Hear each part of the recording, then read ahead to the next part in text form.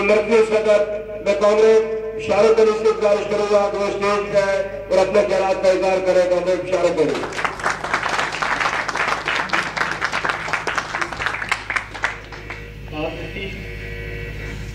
آگئی دو نیند کیسے ہو گئی،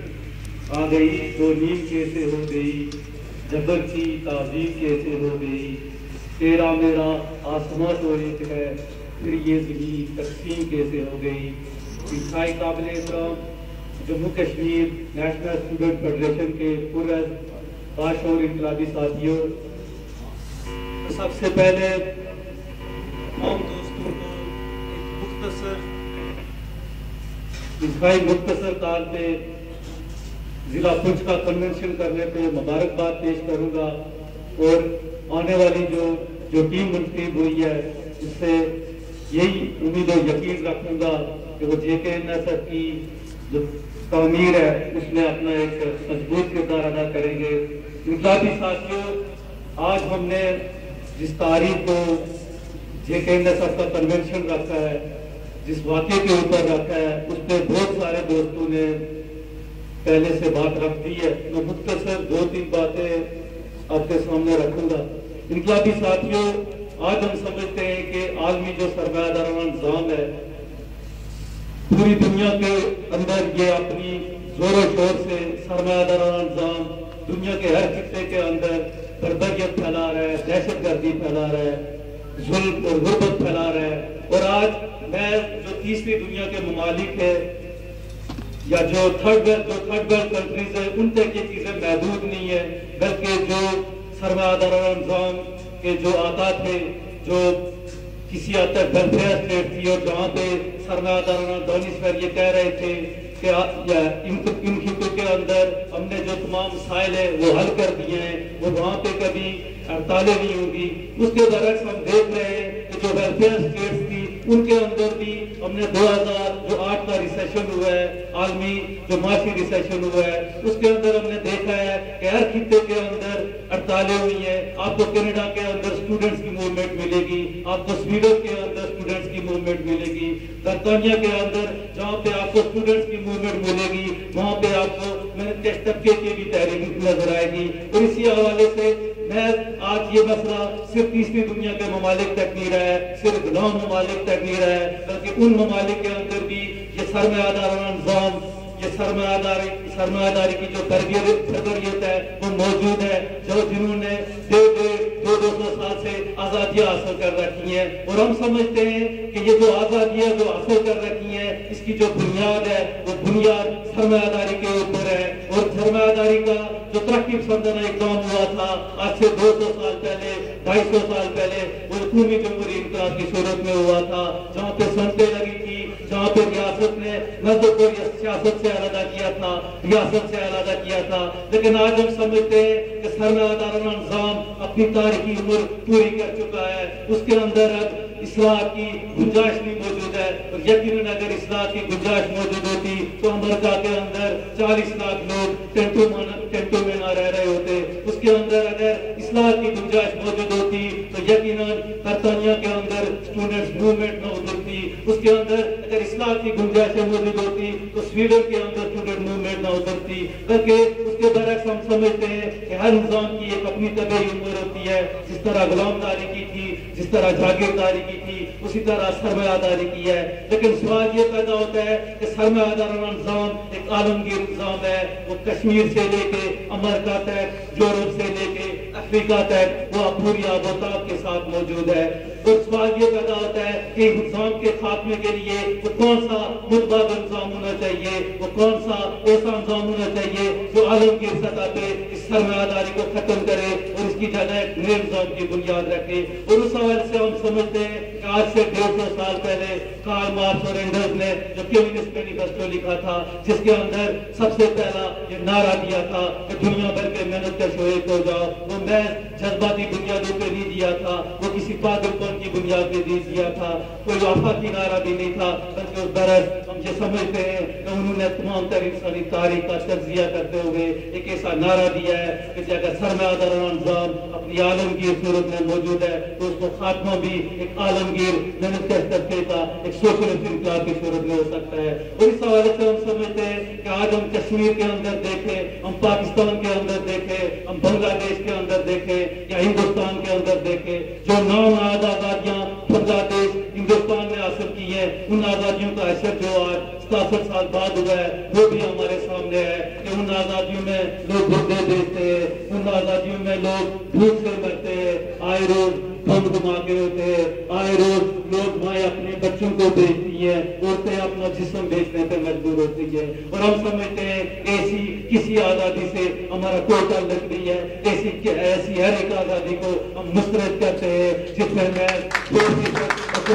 آزاد ہو اور جس میں اس ملک کی 98% آبادی غربت کی اتھاہ گہرائیوں میں پیس رہی ہو. اور اس حوالے سے ہم سمجھتے ہیں کہ آج کے جو بین الاقوامی دور میں اور پھر جو موجودہ جو کیفیت ہے کہ کس طرح سے ہم نے بار بار کہا ہے, ہم نے ہر پلیٹ فارم پہ کہا ہے کہ ہندوستان اور پاکستان کے حکمران طبقہ نہ جنگ کر سکتا ہے اور نہ یہ امن کر سکتا ہے. محض مسئلہ کشمیر کو استعمال کرتے ہوئے یہ محنت کشمیر کو استحصال کرتے ہیں. بجٹ جو ہے $70 ارب کا جو بجٹ ہے, دفاعی بجٹ ہے, وہ مودی نے رکھا ہے اور اب یہ نواز شریف بھی اس سے بحث اٹھائے گا, اس سے بھی زیادہ رکھے گا. اور جب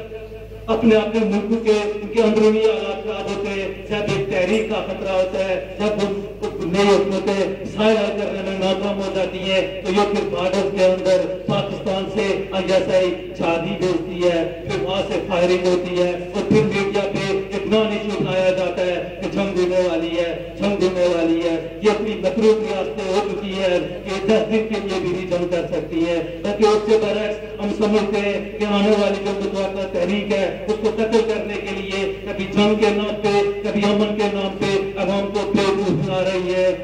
اپنی جو حکمران ہیں ان کو تبدیل کرنے کی غرض سے یہ سب ڈرامے رچا رہی ہیں. اور اس حوالے سے آج ہم سمجھتے ہیں کہ مسئلہ کشمیر کے حوالے سے یا کشمیر کی جو قومی آزادی ہے اس کے حوالے سے جہاں پہ آج دنیا پرست ایک ڈرامہ رچا رہے ہیں وہ جہاد کے نام پہ. ہم نے 1987 کے اندر یہ ہوا تھا کہ جب ایک انقلابی موومنٹ بنی تھی سری نگر کے اندر تو وہاں پہ ہم نے دیکھا تھا کہ وہ موومنٹ صرف سری نگر تک محدود نہیں رہی تھی. اس موومنٹ نے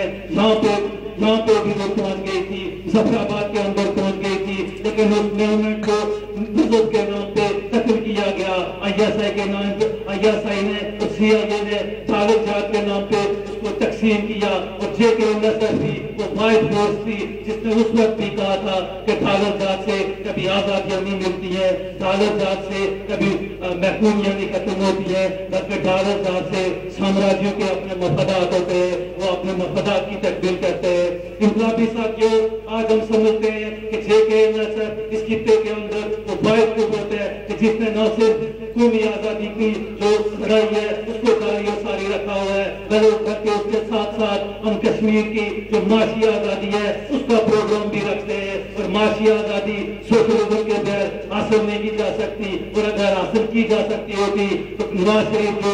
بہت بڑی اکثریت لے کے آیا ہے وہ ملک کے اندر کسی حد تک استحکام لا سکتا تھا. بلکہ جہاں بکرا متروک ہو چکا ہے, نواز شریف کیا آج ضیاء الحق اور ایوب خان بھی اگر آ جائے تو پاکستان کے محنت کشوں کا 1% مسئلہ نہیں حل کیا جا سکتا ہے. اور پھر یہاں پہ کوئی اپوزیشن موجود نہیں ہے, تمام کی تمام قوتیں اس سرمایہ دارانہ نظام کے ہاتھوں بیعت ہو چکی ہے. نام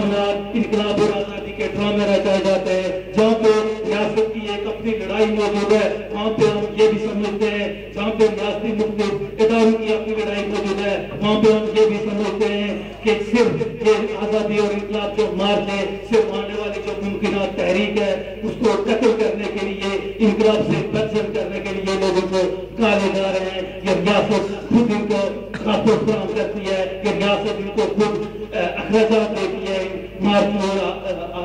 مارچوں جو آزادی ہے اس کے. اور اس کے برعکس ہم سمجھتے ہیں کہ یہ حکمرانوں کی بھول ہے کہ وہ ان نامناد ڈراموں کے ذریعے سے جو عوام کے اندر ایک غم و غصہ ہے, ایک جو لاوا پک رہا ہے اس کو بہت دیر تک یہ کم کرنے میں کامیاب ہو جائیں گے. بلکہ اس کے برعکس ہم یہ سمجھتے ہیں کہ محنت کے طبقے کی اپنی ایک تحریک ہے, محنت کے طبقے کی اپنی ایک تحریک ہے. جب 68-69 ہوا تھا تو اس سے پہلے بھی ایوب خان کی بہت سخت آمریت تھی، لیکن 68-69 کے اندر پاکستان کے محنت کشوں نے اس ملک کی فیکٹریوں پہ قبضہ کر لیا تھا، اداروں پہ قبضہ کر لیا تھا اور ایک سوشلسٹ انقلاب برپا کر لیا تھا. لیکن پھر تاریخ کی غداری ہوئی، پھر تحریک کی پھر قرآن طبقے کی غداری ہوئی، اس کی قیادت نے غداری کی اور وہ تحریک ظاہر ہو گئی. لیکن اب کی بات ہم سمجھتے ہیں کہ پاکستان کے اندر اگر ایک موومنٹ ابھرتی ہے، ایک تحریک ابھرتی ہے تو جو یقیناً ابھرے گی، کیونکہ پاکستان کسی کوہ سجارے کی چیز نہیں ہے. پاکستان کے عوام بھی اسی زمین کے اندر رہتے ہیں، اسی سرمایہ دارانہ اقتصاد کا شکار ہے. اگر یونس کے اندر، مصر کے اندر، کینیڈا کے اندر اور دیگر ممالک کے اندر محنت کش طبقہ اجتماعی تحریک میں کیا ہے کہ یقیناً آنے والے دنوں میں پاکستان کے اندر بھی محنت کش طبقہ ایک تحریک کی صورت میں اس نظام کو چیلنج کرے گا. لیکن اب کی بار کوئی بھٹو، کوئی اور اس تحریک کو کوئی بھٹو یا کوئی اس تحریک کو ظاہر کرنے کی طرف نہیں بڑھ سکتا، کیونکہ اب کی بار پاکستان کے ہر شہر میں، پاکستان کے ہر گاؤں میں ہم نے ایک ایسی انقلابی تعمیر کر چکے ہیں جو اگر کوئی ملک بنا تحریک ہوتی ہے تو اس تحریک کو اپنے منطقی انجام تک ہو جائے گی اور سوشلسٹ انقلاب برپا کرے گی. اور وہ سوشلسٹ انقلاب صرف پاکستان کی، کشمیر کی سرحدوں پر محدود نہیں رہے گا. وہ انقلاب، آج کے دور کا انقلاب صرف معاشی انقلاب نہیں ہوگا، صرف سیاسی انقلاب نہیں ہوگا. وہ معاشرت اور سیاست کو صرف تبدیل نہیں کرے گا. وہ سب سے بڑھ کے جو اپنا کارنامہ سارا انجام دے گا وہ ان مصنوعی سرحدوں کو جو 47 کے اندر برطانوی سامراج نے کھینچی تھی، ان کو چیر دے گا، ان کو پھاڑ دے گا. وہ آگے بڑھے گا، وہ دہلی کو بھی انقلاب برپا کرے گا، وہ کابل میں بھی انقلاب برپا کرے گا، وہ ڈھاکہ میں بھی انقلاب برپا کرے گا. اور ہم سمجھتے ہیں کہ جہاں کا بڑے شہر کی ایک سوشلسٹ فیڈریشن ہی کشمیر کی قومی آزادی میں جہاں کے محنت کشوں کے سائل کا حل ہے. انقلابی ساتھیوں، آخر میں صرف یہی کہوں گا کہ جہاں پہ حکمران طبقے نے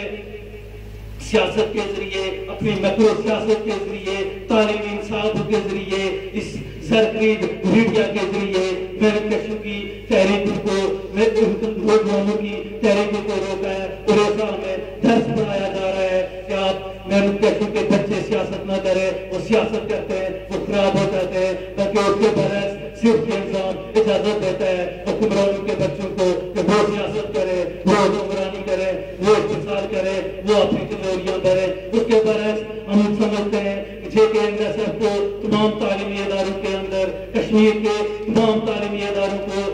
کے اندر ایک متبادل نظریہ، ایک متبادل سوچ لینے کی ضرورت ہے. اور JKNSF کو تمام تعلیمی اداروں کے اندر جو نئی کابینہ منتخب ہوئی ہے اس کو نہ صرف کچھ کی حد تک بلکہ پورے کشمیر کی حد تک نوجوانوں تک یہ پیغام دے جانے کی ضرورت ہے کہ ہمارے مسائل کا حل اب کوئی ہیرو نہیں کر سکتا. ہمارے مسائل کا حل کسی سرمایہ دار، کسی جاگیردار کے پاس نہیں ہے. ہمارے مسائل کا حل محنت طبقے کی قیادت کرے گی. ہمارے مسائل کا حل غریبوں کی اولادیں کرے گی. جو نوجوان، غریبوں کے نوجوان، غریبوں کی اولادیں جو تعلیمی اداروں کے اندر پڑھتی ہیں وہی جو ہے نظریات سے لیس ہو کے ایک متبادل قیادت کے طور پہ سامنے آ سکتے ہیں. اور آج ہم اس یقین کے ساتھ یہ کہہ سکتے ہیں کہ ہم نہ صرف پاکستان میں، نہ صرف کشمیر کے اندر بلکہ پورے پاکستان میں JKNSF کے اس پیغام کو ہر تعلیمی ادارے کے اندر لے جائیں گے. ہم طلبہ یونین کے خلاف ایک تحریک ہم نے لانچ کی ہے، ہمیں اس کو منظم بنیادوں پہ آگے بڑھانا ہوگا. اور اسی کے ساتھ جو حکمران طبقہ، جو طبقاتی نظام تعلیم ہے اس کے خاتمے کے لیے ہمیں عملی بنیادوں پہ تمام تعلیمی اداروں کے اندر جانا ہوگا. اور ہم سمجھتے ہیں کہ آنے والے دنوں میں ہم مقداری حوالوں سے نوجوانوں کو اپنے ساتھ جوڑنے میں، اپنے ساتھ ملانے میں کامیاب ہو جاتے ہیں. اور جو وقت ملا ہے ایک تحریک کی نہ ہونے کی صورت میں ہمیں، اگر ہم اس وقت کو درست طریقے سے استعمال کرنے میں کامیاب ہو جاتے ہیں اور اپنی تنظیم کو، JKNSF کی قوتوں کو ایک نظم انداز میں آگے بڑھانے میں کامیاب ہو جاتے ہیں تو یقیناً آنے والے جو محنت کے قصے کی تحریک ہوگی اس کو ہم درست سمت دے سکتے ہیں اور اس تحریک کو اس نظام کے इस निज़ाम का खात्मा कर सकते हैं और यहाँ की जो कौमी आज़ादी के साथ साथ जो तमाम तर मसाइल है उनका हल सिर्फ सोशलिस्ट इनकलाब के जरिए कर सकते हैं। सच्चे दर्दों की कसम, आखिरी फतह हमारी होगी, इल्म जिद्दोजहद फतह।